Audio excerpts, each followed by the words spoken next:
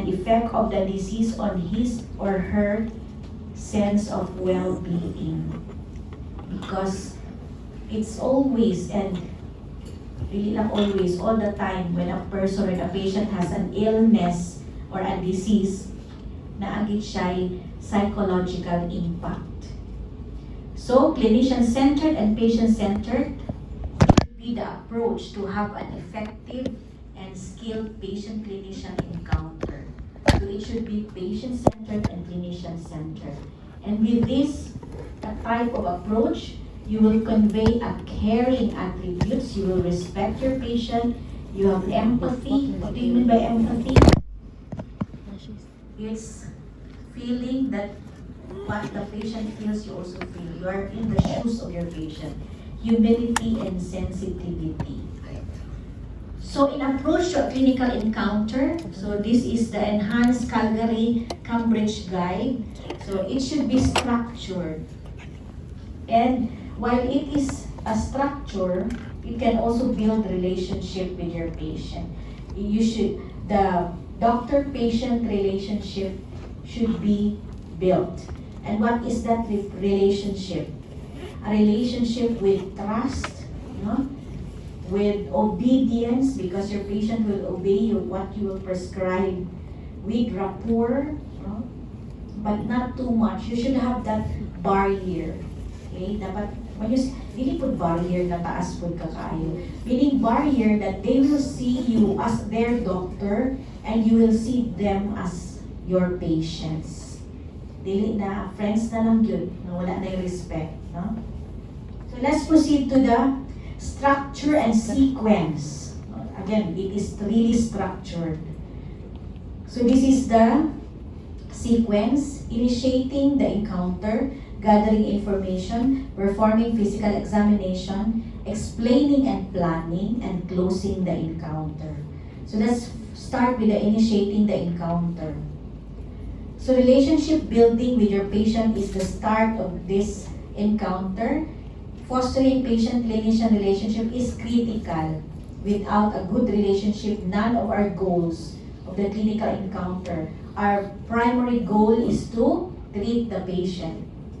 So trust, respect, and rapport are necessary components of therapeutic relationship that is just beginning. So you also set the stage, adjust the environment, make sure the room or your clinic is not too cold or too warm for the patient. Make sure that it is well lighted.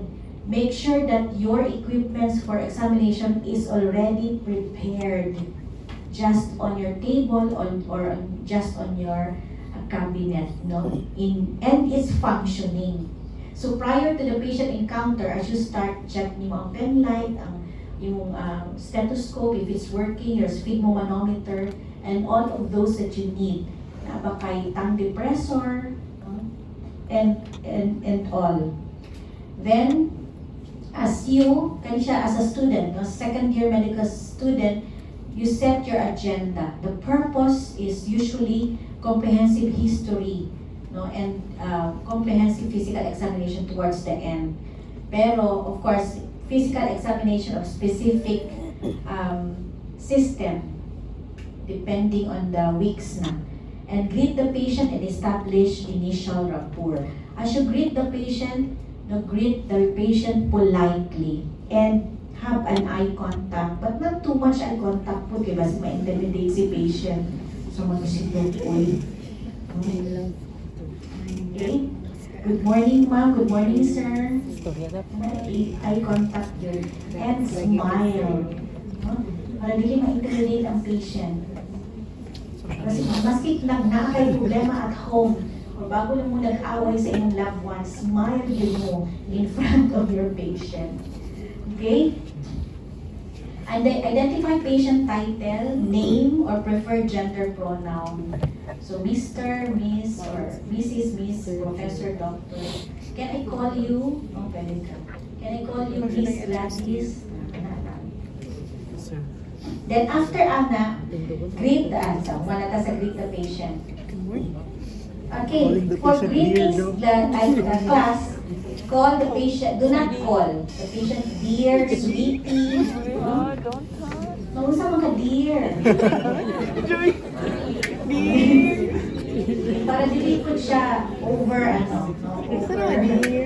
Love na lang. involved. Love. Okay, so it is not always possible that you, to avoid making mistake. Like for example, same ang ilang itsura, twin di ay niya, no? Na mistake ni mo, ay, I'm sorry. So you have to acknowledge na mali kag call sa iyang name. If you do slip, you can say something like, I apologize for using wrong pronoun or preferred name. I did not mean to disrespect you. Okay? So what about sa children? How do you establish rapport if you are encountering a child? Dapat you play with them. You play with them like tagaan mo siya something na, example, a toy, and then start establishing rapport with a child. So next is obtaining patient's preferred address, or how do you ask kung sa iyang preferred name. For example, kanika student, good morning, I am Susana Velasquez, third year clinical student. So there, no, in their country, third year na. And patient, I am part of clinical team taking care of you. I am here to assist them figure out how we can best help you. Are you Richard Clarkson? Yes. How would you like me to address you? You can call me Mr. Clarkson or Richard is fine. Richard is fine. How do I call you? Next is gathering information. So for gathering information, initiate information gathering. So usually what we ask for initiating information, dili ka mag-ask, what is your chief complaint? No, wrong. Dili ka sila makasagot, saan ang chief complaint? No. You rather say, what brings you here? How may I help you? Okay, what is the reason why you are seeking consultation today? Ay, Ana, no? But not asking what is your chief complaint. But we encounter that, no? Especially for our IMD students. What about taking down notes? Is this okay or not okay? Listen. Yes, it's okay. It's fine. You just tell your patient, I have to take down notes so that I will not miss, no, information that you are telling me, so that I will be guided as to what is happening to you. Kaya kung pili ka mag-jot down, keywords lang, fever, 3 days, plus vomiting, ano naman, no? That can really help you. So jotting down notes is fine. Next is exploring patient's perspective of illness. Kani siya seldom done lang yun yung by doctors. Like for example, masa man imong naisip about sa imong symptom. That is a way, one way of asking. Like oftentimes, dok, oy, basi mamatay na kumaan. Do not start the conversation with a why, ha? So you said that you are, no, you think that you are dying. May I know the reason, no? Dili na pag, dok, oy, basi mamatay na ko ani. Ano man, ana tayo, no? Alam mo ba ka? Ano man, no? So, a good advice is, dapat sa middle na tungano. Dapat sa middle ang why, no? You just said a while ago that you are thinking that you are dying. So now, I would like to ask, what was the reason that you are thinking that way? Sama naman, sir. Dili siya, no? So this one, if it seems that the patient has perspective, no, some perspective different from us, so you can explore the patient's perspective by using the FIFE. What is F? Feelings. What is I? Patient's ideas. No? And E, the effect of the problem on patient's life and function. Basi di na yun ko ang makabangon do, something once a function. And expectations of the disease, no? Basi magdala na gibidok, di lagi ko makalakaw, di lagi ko blind na ko, no? Alam mo siya is tie, oy? What is tie for us? Jinggit, no? But in medical term, that is horjulong. Like yung tie is horjulong. Good jingle. You have her Okay, this is also, you are going to respond now. You know that your patient is anxious. Kaya siya, hindi mo na muna di ay. What made this patient anxious? Their medical belief and their previous experience. For example, na sila in the family na I had headache in the past and it turned out to be brain cancer. Or naa sa ilang kapitbahay, nagsige headache, then nag-brain cancer. Then now, they had this headache. So ilang i-associate na naapod sila brain cancer. So you have to tell your patient this is too early, no, to tell that you have brain cancer. So do not yet have that worry or anxiety. You still have to do workups. But do not give false reassurance. Okay lang na, oy. Well, tinuwi ka yung brain cancer. Sige mo okay. Sige. So this is your nurse, no? That sounds like a scary experience. So meaning you are empathizing with your patient, no? So bitaw no, medyo hadlok to bitaw siya. Pero no, it's not for you to conclude this time. Ano ka? Understand and legitimize. It's understandable that you feel that way. Yes, it's understandable that you feel that way kaya naman din mo experience in the past. No? Respect, you've done better than most people with this. With this. Support, I will continue to work with you. Explore how else were you feeling about it. Aside from anxiety, worry, also pa iyang feel. Okay, this is when you already identify false or emotionally critical misperception. Next is now, kanina, history taking na kita, exploring biomedical perspective. So later I will show you the old arts and I will show you the rating scale for abdominal pain, the last part of this lecture, no, sa inyong mga i-ask. And again, class, I would like to inform you, ayaw mo dikahon. No, kaya sometimes dili na nato ma-think kung saang sakit sa patient kay gina-follow gid ninyo ang naa sa rating scale. Naga-concentrate na sa rating scale ba? Dili na mag critical thinking as to what is happening sa patient. Okay? So later I will show you the abdominal pain rating scale. Then after the history taking, examine your patient. So naa siya transition class, no? At the end of your history taking, now I'm done with interviewing about your illness. Can we proceed with the physical examination? So that is transition, no? How you transition. Always ask permission good and consent from the patient. Then kanish class explaining, no?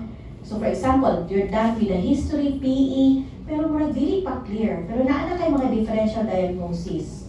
For example, right lower quadrant pain, basig ano. Pero negative man iyang Robson sign, negative ang psoas, obturator, sa kaya ni. So female siya, possible mga gynecologic organs, no? So I think we have to do diagnostics. Or basic pwede UTI lang. So urinalysis, CBC pag na-infection, and then basic need po dito mag-ultrasound. Ay ana, no? Result.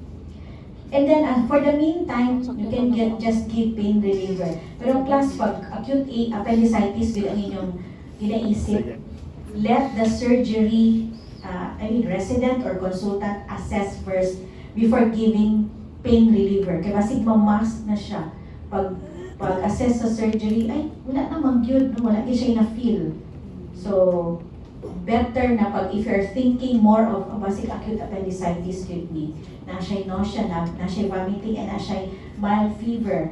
Then pag-assess din mo, positive ang Robson sign, positive ang yung obturator sign. So refer immediately to surgery. Pero do stat, CBC and urine test. Kaya kung sa CBC din yung leukocytosis, tapos normal inyong urine, basic acute appendicitis yun kay leukocytosis. No?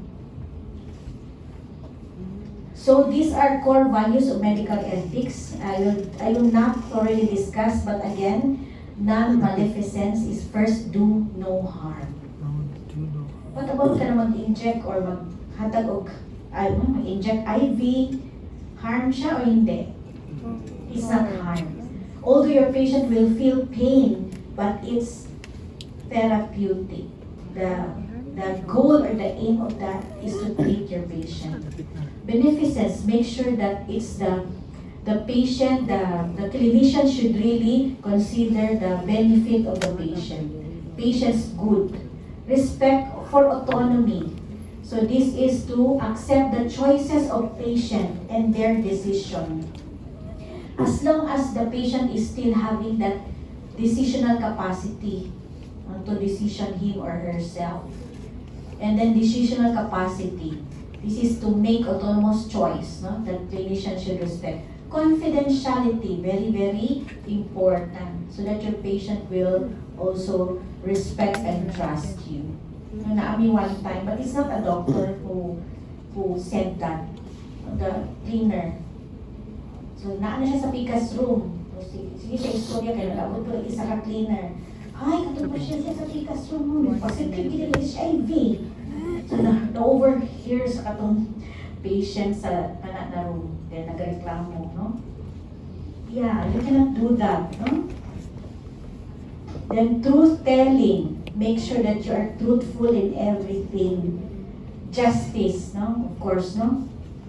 All patients should receive similar medical treatment and should be treated fairly by clinicians. So I'm done with the first chapter.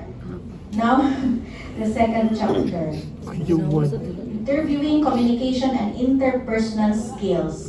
So pag mag-interview mo class, make sure that you are guided with these skills. Active and attentive listening. I think in your ASM 1 no na may active listening skills. Yes. Can you still remember? Guided questioning, empathic responses, summarization, transition, I told you a while ago, transition from history taking to PE, validation, empowering patient, reassurance, and appropriate verbal and non-verbal communication. So we'll try to go through each. So sa active listening skills class, can you still remember the lovers? No. Sa non-verbal skills, lovers, lean forward. Do not slouch in your chair and cross in your arms. It seems that you are not interested sa patient. So lean forward, meaning interested ka ikaw ang minaw sa iyaha. Then, what is O? Lean forward, nakalimutan ko sa O.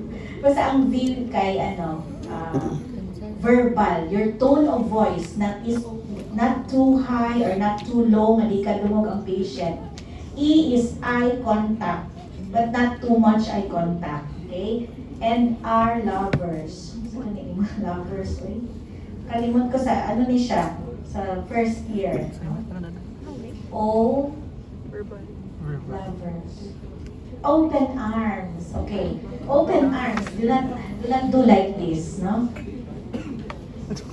So, for active listening skills also, it's not, listening is also a skill. No? You have to listen when the patient is talking, but sometimes you can still interrupt. Kung, for example, nagbakasyon mo, may atong do, lahi na yan ginang-istorya. No? So you also guide your patient. For a while, ma'am, ha? Before sa mga medication na story, later we will talk about that.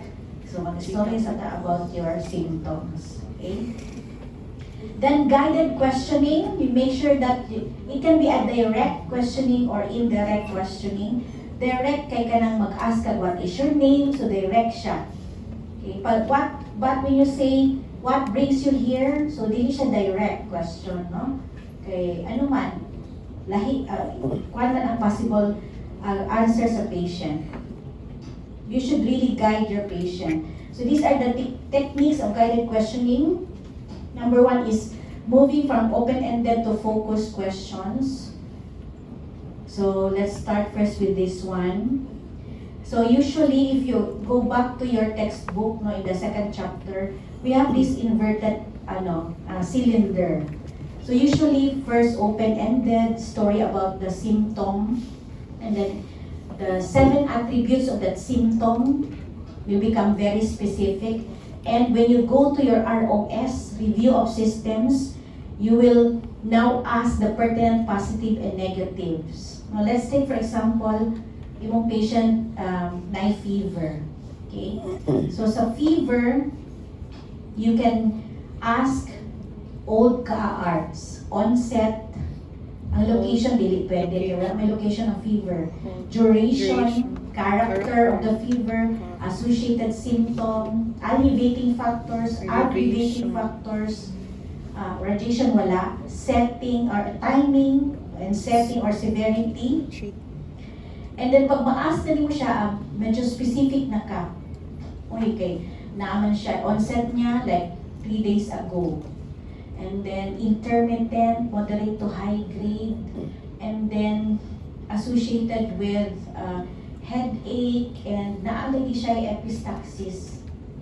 So nagsunggo, no? And then sakit ang mga joints niya, okay? Associated symptom, and then alleviating, nag-inom siya paracetamol with mild relief, aggravating, wala man. Setting, few weeks ago, nag-ano siya, nag-marilog, for example, no? Or severity, duha mo lang sa setting and severity. Severity, moderate to high grade ang fever. So, you're thinking, possible dengue, or naman siya joint pains. Possible, masang possible? Masig chikungunya, no? Or unsa pa ang may mga joint pain. So, you ask here now the pertinent positive and negative. Is that joint pains really make sure activities of daily living affected? Kaya kung naagid na ano, pwede yun siya nga chikungunya, for example. So, mag-lower down ang imuhang mga differential diagnosis. But again, you go through first asking the symptom and then specific attributes of the symptom. And this is an example, no, of the question, open-ended, and then go through a very specific. Tell me about your chest discomfort. Then you pause as a doctor. Then let the patient answer. What else? Then you pause again. So meaning associated, no? Where did you feel it? Location. Then you pause. Show me. Pag location gani class, can you show me or can you point to me where exactly that pain is? Anywhere else? This is radiation. No? Then you pause again. Did you travel anywhere? So history of travel. Then pause again. To which arm? For example, radiation. For example, ano siya doon is, did he travel anywhere? So meaning, nagra-radiate, no? To which arm? Sa right or sa left arm, no? But if this one, chest discomfort, and then like an elephant na nasa imong chest, tapos nag-travel pagit siya to the right upper quadrant, upper arm, and then sa neck. So think of a myocardial infarction or acute coronary syndrome. Another technique is using graded question, no? Graded response. Questioning that elicit a graded response. Example is, kani siya, muna siya ang better question. For example, nag-iisip ka, possible heart failure man siya, kaya di na siya makalakaw, no? And then nag-dismic siya, the more so pag mag-climb sa stairs. So you can ask how many steps can you climb before you get short of breathing or of breath. So meaning, this is a graded response, no? Kung i-ask niyo na siya. It's better than asking this one. Do you get short of breath climbing stairs? So dili siya i-anak ka maka-elicit of graded response. Next is asking series of question at one time. Okay ba pag mag-ask of question at one time? No. For example, mag-ask ka, any tuberculosis, diabetes, asthma, heart condition, high blood pressure in the family? Grabe po. Grabe naman si Doc. Yes. Okay, no, Doc. So, dapat isa-isa. Any tuberculosis in the family, any member of the family with tuberculosis, pause. Diabetes, pause. When na pause, let the patient answer. Asthma, Babaeng doktor. pause. Hindi pwede na dire-diretso, ha? But, you know, during the practical demo, na yung mga students na dire-diretso. So, So, let's see. Kinsa. Pero wala siyang susunod to. Dili ka mo. Hospital medyo. Okay, offering multiple choices of 4 answers, yes, you can offer. You can guide your patient. Letter A. Okay? Like for example, specific fever ang iyang complaint. No? Fever iyang complaint. So, as doctors, main differential nato kay infection. So, fever from cephalon caudal. Fever. Na ba siya mga lesions? Or na ba siya ear pain? No? Na ba siya watery nasal discharge? Nasal congestion? Yes or no? Na ba siya odynophagia? But you cannot ask odynophagia. No? Pain when you swallow. Okay? Difficulty swallowing is dysphagia. No? And then you go down, naman kay sakit ba yung throat, no? Or naman kay mga lesions, no? Mga nagahubag, or naanay na. And then, naman kay cough, naman kay difficulty of breathing. Then sa abdomen, naman kay LVM, naman kay sakit pa ang tiyan, or yes, as you go through your differential diagnosis, you have to guide your patient. Kung sa UTI po, hypogastric pain, napakay frequency, specific ihi, or urinary dysuria or pain during urination, to guide your patient. So, kaya siya, no? Monday next week lang. Description of the pain. Kaya dili man na sila makadescribe. Can you describe your pain? So, isipan na sila. But you can guide. Wait, aching ba siya? Murag sakit, ngul-ngul siya? Or sharp ba siya? Murag naay nagatuso? Pressing, murag ba siya gianuhan o bugat kaayo? Burning ba siya? Usually burning sa epigastric mangyol, no? Shooting pain. Masakit kasi sa sharp. Okay. And almost any specific question can contrast two possible answers. So, do you bring up any phlegm with your cough? Meaning na unproductive ba or productive ang cough? Or is it dry? So next is clarify what the patient means. Kanisha class, no? So, when you clarify, because usually, Doc, naabot ko yung flu. Always kinang flu. So, tell me exactly what you mean by flu. Or you said that you're behaving just like your mother. What did you mean? So, for example, nahina po niya siya, no? So, you make sure you clarify. Request for clarification. Then, encouraging continuers. How do you encourage continuers? You will just say, tawag itaw, go on. I'm listening.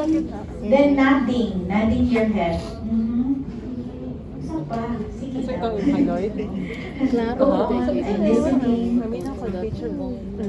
Then, echoing. Kaya siya class, be careful with echoing, ha? I will show you an example. So the patient got worse and the pain, so ang patient, nandala siya yung pain, no? The pain got worse and began to spread. Then, of course, pause. Then let the patient, you use your time to say, you will just say spread. Ayaw yung spread. Gawin siya mo ni si Doc, hindi na lang yun. Doc mo, hindi na lang ko, Doc. Okay, kanina po. Okay, yes, spread. Yes. It went to my shoulder and down to my left arms to the fingers. It was so bad that I thought I was going to die. Then you Isa na siya. Echoing. Going to die? Going to die? Go die. Yes, it was just like the pain my father had when he had his heart attack. And I was afraid. No? You see, experience gap, no? Previous experience, yung papa na ay pain and then nag-heart attack. I was afraid that the same thing was happening to me. Okay, that is echoing, no? Sa intonation siya mag-ano. Okay, next is empathic response. Empathy. Empathy is the capacity to identify with the patient and feel the patient's pain as your own. Empathy requires willingness to suffer some of the patient's pain in the sharing of suffering that is vital to healing. So as the patient talk with you, they may convey in their words and facial expression feelings they have not consciously acknowledged. These feelings are crucial to understanding their illness. Okay. So summary. So give a capsule summary of the patient's story during the course of interview. Serve several purposes. So very important so that you will have the same understanding as your patient. Okay? Dapat same ang inyong understanding. And this is what I told you a while ago, transition when you are already in the from history taking to PE. Para before, para clear siya na what the patient will expect, no, or do next. Then partnering. Partnering, when you build rapport with patient, express your commitment to ongoing doctor-patient relationship. Really kahit na relationship, ha? Make patient feel no matter what happens, you will continue to provide their care, even as needed. Especially in hospital setting, this support can make a big difference. Then validation is one way of legitimizing the emotion of your patient, emotion experience. For example, a patient caught in a car accident, even if uninjured, may still feel very distressed. That's why we have to have debriefing also for this patient. So you may say, your accident must have been terrifying. Car accidents are always unsettling because they remind us how vulnerable we are. Perhaps that explains why you still feel upset. Validation. And empowering patient.